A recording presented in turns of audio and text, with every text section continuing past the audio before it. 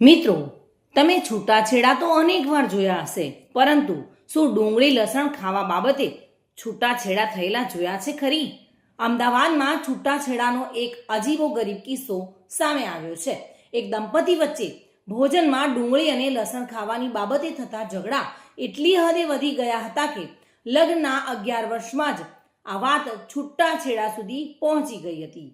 પત્ની બાળકને લઈને જતી રહેતા પતિએ પત્નીના આહાર સંબંધિત પ્રતિબંધોને અસહ્ય જણાવી છૂટાછેડા માટેની ફેમિલી કોર્ટમાં અરજી કરી હતી, જે મંજૂર કરવામાં આવી હતી અને બાદમાં આ મામલે દંપતી ગુજરાત હાઈકોર્ટમાં પહોંચ્યું હતું, જ્યાં છૂટાછેડાને પડકારતી પત્નીની અપીલ કોર્ટે ફગાવી દીધી છે.